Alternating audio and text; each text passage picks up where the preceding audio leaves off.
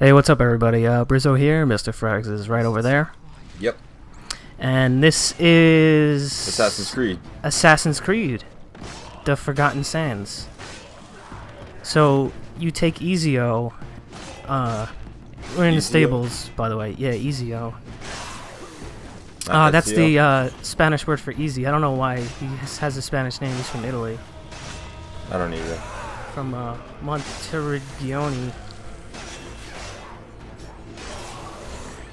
So anyway, this is Prince of Persia, actually. 30 Uplay points gets you the Ezio costume, and if I may say so, it looks so much better. How good does that look?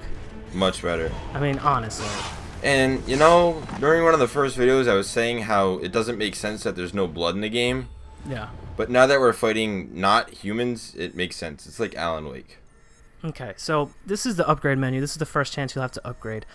You have two options. This is like an upgrade tree. So here's health. That other one I could have you can choose right off the bat is for magic. So just upgrade however you want. There's 4 magic abilities. Stone shield. There's a fire attack, an ice attack, and like a whirlwind attack.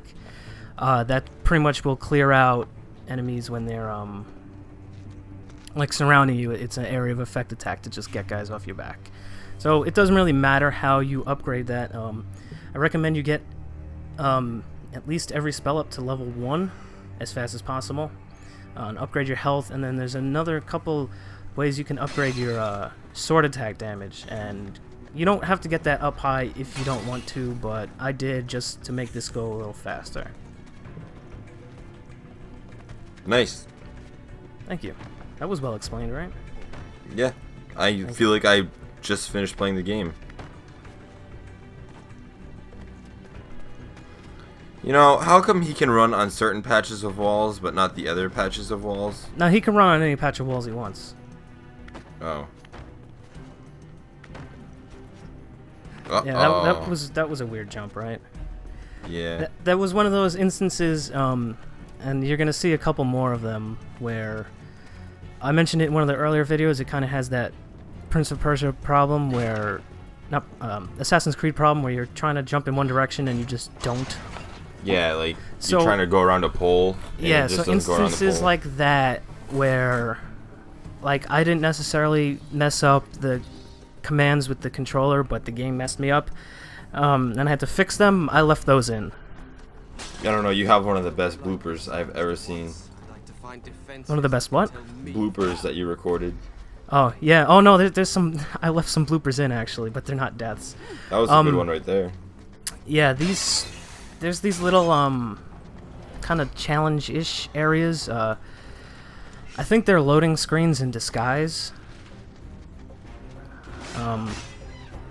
Every time you go from like one big area to another big area, you're gonna have to run past those swinging spike things that were there. There's also these floors you'll run over that have spikes coming out of them. There's also these columns that will move around with spikes on them, and there's absolutely no explanation for why it's there or what it's defending, or you just have to go past them. It's kind of strange, actually. You know what's the worst? When the health that floats around like that, and then takes a second to get to you, floats around and you die before it hits you. Yeah, that happens sometimes. Like, it goes through the floor. What's it going through the floor for? Like, why doesn't it just go directly to you? Huh? Like that, look at that, flying around. It is a little better than the Fable 2 system where you have to hold the trigger. Yeah, but that's not for health. That's for experience. That's true, but still, point remains. Yeah, I see where you're going with that. So, like I explained earlier, but now you're seeing it for the first time, the orange orbs are experience, so you're gonna get those for every enemy you kill. You're also gonna, this I believe is the first video where we have a sarcophagus, and they'll also give you chunks of experience. Now there's an achievement / trophy for upgrading all your abilities to max. You can't get that in one playthrough. That's bullcrap. Right, but you can get it in another playthrough, and if you want, there's a challenge mode that you unlock by beating the game, and you can get experience in that, so you can grind that out in the challenge mode if you want. So it's not that bad. You don't have to play the game twice to get everything. You know what would be a great concept for a game like this? No. Oh, you want to know? Yeah, I was waiting for you to explain. Oh, well, like, kind of like a linear game like this, but like Assassin's Creed where you can tackle it multiple ways. So like a linear Assassin's Creed. No, that's pretty much kind of what this is, except this is more like, But no, but like what I'm saying is, in this, you can only tackle stuff pretty much one way, right? Right, this is like those parts of Assassin's Creed where, the assassin tombs, like this game is pretty much those. Yeah, but I'm saying You want it more like moving through the town? No, I want it to be linear like this, but have them give you multiple ways to tackle each thing. Well, which parts of Assassin's Creed gave you multiple ways to tackle it? Well, like, it is like when you're running around the city, you had that part right, but like, not, I don't want this game to be like running around a city, I want this game to be linear like it is, except give you multiple ways like you were running through a city. Ah, I got you. So like, you're still gonna make it through this one room, except there's like 3 or 4 different ways to do it. Well, the only problem is that that they designed the puzzles in such a way that, I mean, you have no choice. That's what I mean. Like, give you a little more choice as to what you're going to do.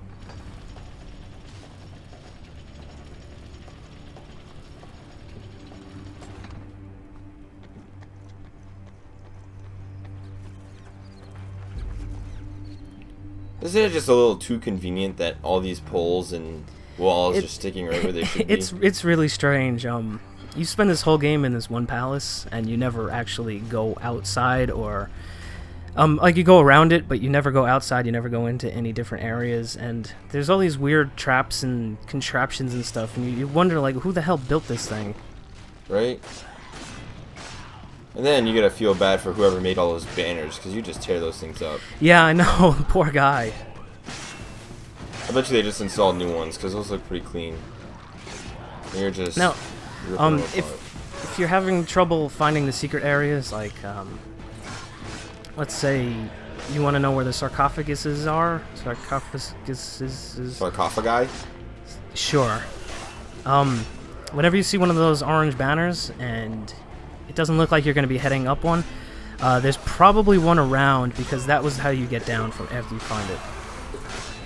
You'll also see in a little bit, I believe it's in the next area, when there's a sarcophagus around, you're going to see like these floating blue orbs that you don't collect, but those let you know that there's one around. So it's basically like, I'm trying to think of a game. Never mind. I can't think of a game. So it's basically like Nevermind. The Nirvana I'm trying to think album. of a game that marks like where collectibles are based on something like that.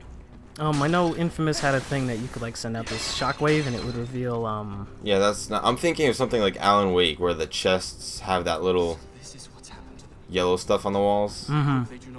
Something like that. Alright, so right up there, alright, you see those kind of blue orbs? Yeah, that just means ignore it, right? Alright, yeah, that indicates a sarcophagus is nearby. So that's the first one in the game. You will get an achievement or a trophy for it, hitting it. You have to do a heavy sword attack on it. Off the top of my head, I believe there's 21 of them. That's kind of weird. I couldn't remember how to get down. So you tried to edit it out, but you left it in anyway. No, I did edit it out because I fell off the pole. Like, I jumped off the pole and died. Oh, I thought you were supposed to jump off the pole. Well, you could fall off the pole by pressing the button that, like, makes you drop.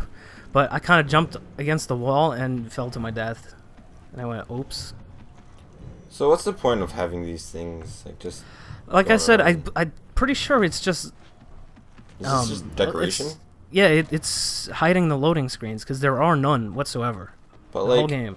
When the guy was building the castle, did he just say, you know what, this is not a castle unless there's swinging axes? Well, it's not really a castle, it's more like a palace. Okay, but what if, like, the guy was going to eat supper with his family, and he was like, I'm coming, honey, and then he just gets, like, sliced in half on the way to supper? Well, obviously that would be ironic and funny. Yeah, like, what the f***? Why you gotta put these things in there? Hey. I mean, what the F, David Blaine?